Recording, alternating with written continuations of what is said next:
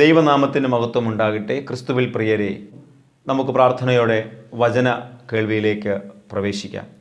ഇന്ന് അല്പസമയം ചിന്തിപ്പാനായി ആഗ്രഹിക്കുന്ന വേദഭാഗം യോഹന്നാൻ എഴുതിയ 1-ാം ലേഖനം 5-ാം അധ്യായം 15-ാമത്തെ വാക്യം. നാം എന്ത് അപേക്ഷിച്ചാലും അവൻ നമ്മുടെ അപേക്ഷ കേൾക്കുന്നു എന്ന് അറിയുന്നുവെങ്കിൽ അവനോട് കഴിച്ച അപേക്ഷ നമുക്ക് ലഭിച്ചു എന്നും അറിയുന്നു. പ്രിയമുള്ളവരെ, സ്നേഹത്തിൻ്റെ അപ്പോസ്തലൻ എന്ന് പറയുമ്പോൾ ഈ യേശുവിനെ സ്നേഹത്തോടുകൂടെ യോഹന്നാൻ അപ്പോസ്തലൻ പരിചയപ്പെടുത്തുകയാണ്. നാം എന്ത് അപേക്ഷിച്ചാലും അവൻ നമ്മുടെ അപേക്ഷ കേൾക്കുന്നുവെന്ന് അറിയുന്നുവെങ്കിൽ അവനോട് കഴിച്ച അപേക്ഷ നമുക്ക് ലഭിച്ചും എന്ന് നാം അറിയുന്നു. വച്ച് നോക്കുമ്പോൾ നിശ്ചയമായും ഒരു ദൈവ പൈതൽ അപേക്ഷിക്കുന്നത് ദൈവം കേൾക്കും. ആ അപേക്ഷിക്കുന്നതിന് ദൈവം നമുക്ക് മറുപടി നൽകും. നാം അപേക്ഷിക്കുന്നതിന് തിരിച്ച് നമുക്ക് ആ അപേക്ഷ ലഭിക്കും എന്നുള്ളതൊരു അറിവ് നമുക്കുണ്ടാകേണ്ടതുണ്ട്. നാം അപേക്ഷിക്കുന്നത് ദൈവം കേൾക്കും, അതിന് ആ അപേക്ഷയ്ക്ക് മറുപടി നൽകും. എങ്കിൽ നമ്മൾ ശ്രദ്ധിക്കേണ്ട 3 കാര്യങ്ങൾ ഇവിടെ ഓർമ്മപ്പെടുത്തുകയാണ്. 1 യോഹന്നാൻ 3-ാം അധ്യായം അതിൻ്റെ 22-ാമത്തെ വാക്യം ഇങ്ങനെയാണ് പറയുന്നത്: അവൻ്റെ കൽപ്പനകളെ പ്രമാണിക്കണം, because we keep his commandments. പ്രിയമുള്ളവരെ, കൽപ്പന പ്രമാണിക്കുമ്പോഴാണ് നാം അപേക്ഷിക്കുന്നത് കേൾക്കുന്നത്. അപ്പോൾ എങ്ങനെയെങ്കിലും ദൈവത്തോട് നമുക്ക് അപേക്ഷിച്ചാൽ ആ അപേക്ഷ നമുക്ക് ലഭ്യമാകണമെന്നില്ല. കൽപ്പന പ്രമാണിച്ചുകൊണ്ട് കേൾക്കണം, കൽപ്പന പ്രമാണിച്ചുകൊണ്ട് അപേക്ഷിക്കണം. ഇത് 1-ാമത്തെ അറിവാണ്. നാം അപേക്ഷിക്കുന്നത് ദൈവം കേൾക്കണമെന്ന് നാം ഹൃദയത്തിൽ ഇച്ഛിക്കുന്നുവെങ്കിൽ 1-ാമതായി നമ്മൾ ശ്രദ്ധിക്കേണ്ടുന്ന കാര്യം അവൻ്റെ കൽപ്പനകളെ പ്രമാണിച്ചു കൊണ്ട് നാം ദൈവത്തോട് അപേക്ഷിക്കണം. നമുക്കിന്ന് അനുസരിക്കാനോ കൽപ്പനകൾ പ്രമാണിക്കാനോ നമ്മുടെ ജീവിതത്തെ ഏൽപ്പിച്ചു കൊടുക്കാറില്ല. ആവർത്തന പുസ്തകത്തിലേക്ക് വരുമ്പോൾ ആവർത്തന പുസ്തകം 28-ാം അധ്യായത്തിൽ പഠിപ്പിക്കുന്നത്, നീ എൻ്റെ കൽപ്പനകളെ ശ്രദ്ധയോടെ കേട്ട് അവയെ അനുസരിച്ച് ചെയ്യുന്നുവെങ്കിൽ നീ ദേശത്ത് അനുഗ്രഹിക്കപ്പെടും, നീ വയലിൽ അനുഗ്രഹിക്കപ്പെടും, നിൻ്റെ സമ്പത്ത്, നിൻ്റെ ജീവിതത്തിൻ്റെ സർവ്വമേഖലകളും അനുഗ്രഹിക്കപ്പെടും, നീ പുറത്തു പോകുമ്പോഴും അകത്ത് വരുമ്പോഴും അനുഗ്രഹിക്കപ്പെടും. എങ്ങനെയാണ് ദൈവം അപേക്ഷിച്ചാൽ കേൾക്കുന്നു, നാം അപേക്ഷിക്കുന്നതിന് പ്രതിഫലം നൽകുന്നുവെന്ന് ചോദിച്ചാൽ അവൻ്റെ കൽപ്പനകൾ പ്രമാണിക്കണം. നമ്മൾ ഈ ഭൗതികമായ ലോകത്തിൽ നമ്മളൊന്ന് കണ്ണോടിക്കുമ്പോൾ നമുക്ക് രാജ്യത്തിന് പ്രത്യേക നിയമങ്ങളുണ്ട്. ആ അനുശാസിക്കുന്ന നിയമങ്ങളെ നാം കൃത്യമായി അനുസരിക്കുകയാണ്. അതിലെന്തെങ്കിലും ഒരു പാകപ്പിഴകൾ വരുത്തിയാൽ നമ്മുടെ രാജ്യത്തിൻ്റെ നിയമം അനുസരിച്ച്, ശിക്ഷാവിധികൾ അനുസരിച്ച് നമ്മൾ കുറ്റക്കാരാണ്. അതിന് പ്രത്യേക ശിക്ഷകൾ നമുക്ക് ലഭിക്കാൻ ഇടയാകും. അപ്പോൾ ഈ രാജ്യത്തിൻ്റെ നിയമങ്ങളെ നമ്മൾ കർക്കശമായി അനുസരിക്കുന്നുവെങ്കിൽ ദൈവം ശൈലിയിലൂടെ എഴുതപ്പെട്ട് തന്നിരിക്കുന്ന കൽപ്പനകളുണ്ട്, വിധികളുണ്ട്, ചട്ടങ്ങളുണ്ട്. ഇവയെ അനുസരിച്ച് നടക്കുന്നവർക്ക് മാത്രമാണ് ദൈവത്തോട് അപേക്ഷിക്കാനും അപേക്ഷിച്ചത് ലഭിക്കുവാനുമുള്ള അർഹതയുള്ളൂ. അനുസരണം വളരെ വിലപ്പെട്ടതാണ്. അനുസരിക്കുന്നവൻ അഭിവൃദ്ധിയുണ്ട്. അനുസരിക്കുന്നവൻ ജീവിതത്തിൻ്റെ നെറുകയിൽ എത്തിച്ചേരും. അബ്രഹാം ദൈവത്തെ കേട്ട് അനുസരിച്ചപ്പോഴാണ് ജീവിതത്തിൽ അഭിവൃദ്ധി ഉണ്ടായത്. ശീമോൻ പത്രോസ് യേശുവിൻ്റെ വാക്ക് കേട്ട് അനുസരിച്ചപ്പോഴാണ് അവൻ്റെ ജീവിതത്തിൽ അഭിവൃദ്ധി ഉണ്ടായത്. കൽപ്പന പ്രമാണിക്കുക എന്ന് പറയുന്നത് നമ്മുടെ ജീവിതത്തിൻ്റെ ദൈനംദിന ജീവിതത്തിൽ ഭാഗമാക്കുക. അതൊരു പ്രമാണമാണ് എന്ന് തിരിച്ചറിയുക. ഇത് ഞാൻ അനുസരിക്കേണ്ടതാണ്, ഇത് ഞാൻ ചെയ്യേണ്ടതാണ്, ഇത് എൻ്റെ പ്രതിദിനമുള്ള ജീവിതത്തിൽ ഭാഗമാക്കേണ്ട ഒന്നാണ്. ഇതാണ് പ്രമാണം. നമുക്കിന്ന് ഒരു വസ്തുവിന് ഒരു പ്രമാണമുണ്ട്. അതിൽ എഴുതപ്പെടുന്നതായ കാര്യങ്ങൾ അത് തലമുറകളോളം അനുവർത്തിച്ചു പോവുകയാണ്. ഒരു തലമുറകൾക്ക് വേണ്ടി എന്തൊക്കെ കാര്യങ്ങളാണോ വസ്തു സംബന്ധിച്ചായാലും മറ്റു കാര്യങ്ങളെ സംബന്ധിച്ചായാലും എന്തൊക്കെയാണോ അതിൽ രേഖപ്പെടുത്തുന്നത് അത് തലമുറകളോളം ഇങ്ങനെ ആ പ്രമാണത്തിൽ എഴുതപ്പെട്ടിരിക്കുന്നത് അത് പ്രമാണിച്ച് അതനുസരിച്ച് പോവുകയാണ്. അത് പ്രകാരമാണ് നമ്മുടെ അവകാശങ്ങളും അധികാരങ്ങളൊക്കെയും ക്രമീകൃതമാകുന്നത്. അപ്പോൾ ഇതുപോലെ ദൈവം നമുക്ക് എഴുതപ്പെട്ട് തന്നിരിക്കുന്ന ചില പ്രമാണങ്ങളുണ്ട്. ആ പ്രമാണങ്ങൾ കൃത്യമായി ഞാൻ നിങ്ങളും അനുസരിച്ച് വേണം ദൈവത്തോട് അപേക്ഷിക്കാൻ. കർത്താവ് പറയുന്നത് നമ്മൾ കേൾക്കണം, കേട്ട് അനുസരിക്കണം, അത് ചെയ്യണം. അതുവഴി മാത്രമേ നമുക്കൊരു അപേക്ഷ ദൈവത്തിൻ്റെ മുമ്പിൽ നിരത്താനും ആ അപേക്ഷയെ പ്രതി നമുക്ക് ലഭിക്കാനും ഇടയുള്ളൂ. രണ്ടാമത്തെ ചിന്ത എന്ന് പറയുന്നത് 1 യോഹന്നാൻ 5-ാം അധ്യായം 22-ാം വാക്യത്തിൽ തന്നെ പറയുന്നു, അവന് പ്രസാദമുള്ളത് ചെയ്യുന്നത് കൊണ്ട് എന്ത് യാചിച്ചാലും അവനിൽ നിന്ന് ലഭിക്കുന്നു.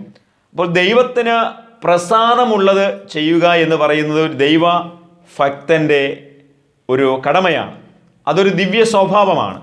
സ്വഭാവത്തെക്കുറിച്ച് നമ്മൾ പഠിക്കുമ്പോൾ നമ്മുടെ ജീവിതത്തിൽ കരിസ്മ വിത്ത് ക്യാരക്ടർ, ഇത് രണ്ടും ഒരുപോലെ കൊണ്ടുപോകണമെന്നാണ് വേദപുസ്തക വ്യവസ്ഥ. അപ്പോൾ നമുക്ക് കരിസ്മയുണ്ട്, ക്യാരക്ടർ ഇല്ലെങ്കിൽ ജീവിതത്തിൽ യാതൊരു പ്രയോജനവുമില്ല. കരിസ്മ കൊണ്ട് മാത്രം നമ്മുടെ ജീവിതത്തിൽ ഒന്നും നേടാൻ നമുക്ക് കഴിയില്ല. കരിസ്മ വിത്ത് ക്യാരക്ടർ, ലളിതമായി ജീവിക്കുക, ഉന്നതമായി ചിന്തിക്കുക. ഉന്നതമായ ചിന്ത ഉന്നതമായ ജീവിതം നൽകുന്നു. അപ്പോൾ നമ്മുടെ ജീവിതത്തിൽ വേണ്ടത് ഒരു ഡിവൈൻ ക്യാരക്ടറാണ്. അതിനെക്കുറിച്ച് വ്യക്തമായ വചനങ്ങൾ റോമർക്ക് എഴുതിയ ലേഖനം 8-ാം അധ്യായത്തിൽ പറയുന്നുണ്ട്. എബ്രായർക്ക് എഴുതിയ ലേഖനം 13-ാം അധ്യായം 15 മുതൽ 26 വരെയുള്ള തിരുവഴുത്തുകളിൽ വളരെ വ്യക്തമായി പറയുന്നുണ്ട്.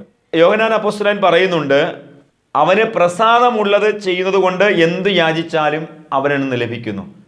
ഒരു നല്ല വിശ്വാസമില്ലാതെ ദൈവത്തെ പ്രസാദിപ്പിക്കാൻ കഴിയില്ല. ഒരു നല്ല പ്രവൃത്തിയില്ലാതെ നമുക്ക് ദൈവത്തെ പ്രസാദിപ്പിക്കാൻ കഴിയുകയില്ല. അവിടെയാണല്ലോ കയീനും ഹാബേലും യാഗമർപ്പിക്കാനായി വരുന്നത്.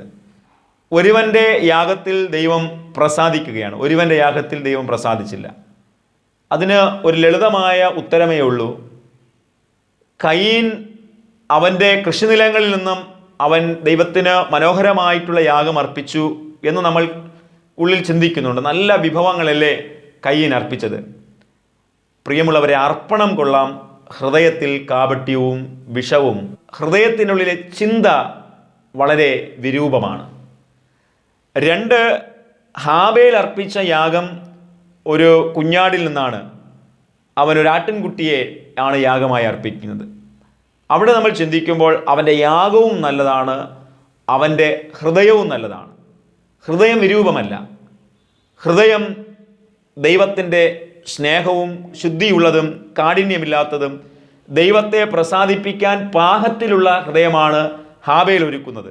യാഗത്തെ ഒരുക്കുന്നു, ഹൃദയത്തെ ഒരുക്കുന്നു, ഈക്വലായിട്ടാണ് നിലനിൽക്കുന്നത്.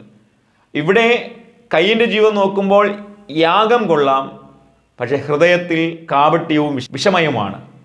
ഹൃദയം ശരിയല്ല, ചിന്തകൾ ശരിയല്ല, ഹൃദയത്തിൽ നിന്ന് ഉയർന്നു വരുന്ന പ്രവൃത്തികൾ, ദുശ്ചിന്ത, അസൂയ, കൊലപാതകം, ഇതെല്ലാം ഈ കയീൻ്റെ ഹൃദയത്തിൽ നിന്ന് ഉയർന്നു വരികയാണ്. പക്ഷേ ഹാബേൽ വളരെ പ്രാർത്ഥനയോടെ സമർപ്പിച്ചു. അവൻ്റെ യാഗവും ഹൃദയ ഒരുക്കവും നന്നായിരുന്നത് കൊണ്ടാണ് ദൈവം അവൻ്റെ യാഗത്തിൽ പ്രസാദിച്ചത്. ഹൃദയത്തെയാണ് കർത്താവ് ഒന്നാമതായി നോക്കുന്നത്.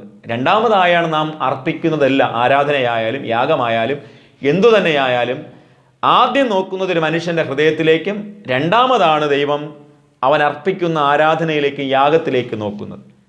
ഹൃദയം ശരിയല്ലെങ്കിൽ യാഗം എത്ര മേൽത്തരമായാലും ദൈവം പ്രസാദിക്കത്തില്ല. വിധവ അർപ്പിച്ച വഴിപാട് നമ്മൾ പരിശോധിക്കുമ്പോൾ എത്രയോ ഉന്നതന്മാർ ഭണ്ഡാരത്തിൽ നിക്ഷേപിച്ചു, പക്ഷേ അവരുടെ ഹൃദയത്തിൽ ഒരുക്കമില്ല. നിക്ഷേപം കൊള്ളാം, ഹൃദയ ഒരുക്കമില്ല. ഇവിടെ വിധവ അർപ്പിച്ച വഴിപാടിൽ ഹൃദയ ഒരുക്കമുണ്ടായിരുന്നു, അതോടുകൂടെ പൂർണ്ണമായിട്ടുള്ളൊരു സമർപ്പണവും അവൾക്കുണ്ടായിരുന്നു. അതുകൊണ്ട് വിധവയുടെ വഴിപാടിനെ ദൈവം അവിടെ പ്രസാദിക്കുകയും എടുത്തു പറയുകയും ചെയ്യുന്നു. അതുകൊണ്ട് ദൈവം പ്രസാദിക്കുന്ന ഒരു ജീവിതം നമ്മൾ ഒരുക്കണം. അവന് പ്രസാദമുള്ളത് ചെയ്യുന്നത് കൊണ്ട് എന്ത് യാചിച്ചാലും അവരിൽ നിന്ന് ലഭിക്കും. അപ്പോൾ ദൈവത്തെ പ്രസാദിപ്പിക്കാതെ നമ്മൾ എന്ത് അപേക്ഷിച്ചാലും അതിനൊരു ഉത്തരം ലഭിക്കുമെന്ന് നമ്മൾ ഒരിക്കലും ചിന്തിക്കരുത്, വിശ്വസിക്കരുത്. അങ്ങനെ അപേക്ഷിക്കുന്ന അപേക്ഷകൾക്ക് നിശ്ചയമായി നമുക്ക് പ്രതിഫലം ഇല്ല എന്ന് തന്നെ നമ്മൾ സ്വതവേ തിരിച്ചറിയുക. മൂന്നാമത്തെ കാര്യം എന്ന് പറയുന്നത് 1 യോഹന്നാൻ 5-ാം അധ്യായം അതിൻ്റെ 14-ാമത്തെ വാക്യം ഇപ്രകാരമാണ്: അവൻ്റെ ഇഷ്ടപ്രകാരം നാം എന്തെങ്കിലും അപേക്ഷിച്ചാൽ അവൻ നമ്മുടെ അപേക്ഷ കേൾക്കുന്നുവെന്നുള്ളത് നമുക്ക് അവനോടുള്ള ധൈര്യം ആകുന്നു. അപ്പോൾ എന്താണ് അവൻ്റെ ഇഷ്ടം? പലപ്പോഴും നമ്മുടെ ഇഷ്ടങ്ങൾ ചേർത്ത് വെച്ചാണ് ദൈവത്തോട് ചോദിക്കാറുള്ളത്. ദൈവത്തിൻ്റെ ഇഷ്ടപ്രകാരം നമ്മൾ അപേക്ഷിക്കാറുണ്ടോ? എന്താണ് ദൈവത്തിൻ്റെ ഇഷ്ടം? കർത്താവിൻ്റെ ഇഷ്ടമെന്ന് പറയുന്നത് അവനോട് ചേർന്നിരിക്കുക, വചനങ്ങളെ ധ്യാനിക്കുക, വചനം പഠിക്കുക, ആ ദിവ്യ സ്വഭാവത്തോട് ജീവിക്കുക. അപ്പോൾ അവിടെയാണ് നമ്മൾ ചിന്തിക്കുന്നത് കരിസ്മ വിത്ത് ക്യാരക്ടർ. ആത്മീയ ജീവിതവും നമ്മുടെ സ്വഭാവവും ഒന്നുപോലെ പോകുന്നില്ല എങ്കിൽ ദൈവത്തിൻ്റെ ഇഷ്ടത്തിലേക്ക് നമുക്ക് ഒന്നുചേരാനായിട്ട് കഴിയില്ല. ഇന്ന് പലപ്പോഴും നമ്മുടെ ഇഷ്ടങ്ങൾ ചെയ്തുകൊണ്ടാണ് നമ്മൾ ദൈവത്തോട് അപേക്ഷിക്കുന്നത്. ദൈവ ഇഷ്ടം ചെയ്യാതെയാണ് നമ്മൾ ദൈവത്തോട് അപേക്ഷിക്കുന്നത്. കർത്താവ് പറയുന്ന ഇഷ്ടമെന്ന് പറയുന്നത് എൻ്റെ ഇഷ്ടം സ്വർഗത്തെ പോലെ ഭൂമിയിലുമാകണം. എന്തൊക്കെയാണോ സ്വർഗത്തിൽ എൻ്റെ ഇഷ്ടങ്ങൾ നിറയപ്പെട്ടിരിക്കുന്നത്, ആ ഇഷ്ടങ്ങൾ ഭൂമിയിൽ നിറയണം. ആ ഭൂമിയിൽ ജീവിക്കുന്ന ഒരു ദൈവ പൈതലും അത് അനുവർത്തിക്കണം. ദൈവത്തിൻ്റെ ഇഷ്ടം എന്താണെന്ന് തിരിച്ചറിയണമെങ്കിൽ നമ്മൾ ദൈവസന്നിധിയിൽ ഇരിക്കണം, ദൈവത്തോട് പ്രാർത്ഥിക്കണം, തിരുവചനം ധ്യാനിക്കണം, പരിശുദ്ധാത്മാവിൽ നിറയണം. പരിശുദ്ധാത്മാവിൻ്റെ നിറവ് നമ്മൾ പ്രാപിക്കണം. ആ പരിശുദ്ധാത്മാവിൻ്റെ നിറവിലൂടെ കൃപമേൽ കൃപ നമ്മൾ പ്രാപിക്കണം. ക്രിസ്തു എന്ന ഇഷ്ടത്തിനകത്തെ വലയത്തിനുള്ളിൽ നമ്മൾ നിൽക്കണം. ആ സർക്കിളിനുള്ളിൽ നിന്ന് വേണം ദൈവത്തോട് ചോദിക്കാൻ. നാം ഒരു സർക്കിൾ വരച്ചിട്ട് അതിനകത്ത് നിന്ന് അപേക്ഷിച്ചാൽ നമുക്ക് കിട്ടത്തില്ല. ക്രിസ്തുവെന്ന ആ വലയത്തിനുള്ളിൽ നിന്ന് വേണം നാം ദൈവത്തോട് അപേക്ഷിക്കാൻ. അപ്പോൾ വചനം കേൾക്കുന്നവരായിട്ട് മാത്രമല്ല, അത് ചെയ്യുന്നവരുമായിരിപ്പിൻ. ക്രിസ്തുവിൻ്റെ ഇഷ്ടത്തിനകത്ത് നാം പ്രവേശിക്കണം. അവിടെയാണ് നമ്മുടെ ജീവിത വിജയം സംഭവിക്കുന്നത്. അവൻ്റെ ഇഷ്ടത്തിലൂടെ സഞ്ചരിച്ച് അവൻ്റെ ഇഷ്ടം ചെയ്ത് കർത്താവ് നമ്മിൽ പ്രിയപ്പെടുമ്പോൾ നമുക്കൊരു അനുഭവം നമ്മുടെ ഉള്ളിൽ കിട്ടുന്നു. ആ പ്രിയപ്പെടലിലൂടെ നാം പ്രിയപ്പെട്ടവനായ യേശുവിനോട് ചോദിക്കുമ്പോൾ നാം അപേക്ഷിക്കുന്നതിന് മറുപടി ലഭിക്കുന്നു. നമ്മുടെ ദൈനംദിന ജീവിതത്തിൽ ദൈവത്തോട് പ്രാർത്ഥിക്കുന്നവരും അപേക്ഷിക്കുന്നവരുമാണ്. വിവിധ വിഷയങ്ങളിൽ, രോഗത്തിൽ നമ്മൾ അപേക്ഷിക്കുന്നു, സമ്പത്തില്ലായ്മയിൽ, കഷ്ടപ്പാടിൽ, ദാരിദ്ര്യത്തിൽ, മക്കളുടെ ആവശ്യങ്ങളിൽ നമ്മൾ ദൈവത്തോട് ചോദിക്കുന്നവരാണ്. പലർക്കും അപേക്ഷിക്കുമ്പോൾ ഉത്തരം ലഭിക്കുന്നു, മറുപടി ലഭിക്കുന്നു, അത്ഭുതങ്ങൾ നടക്കുന്നു.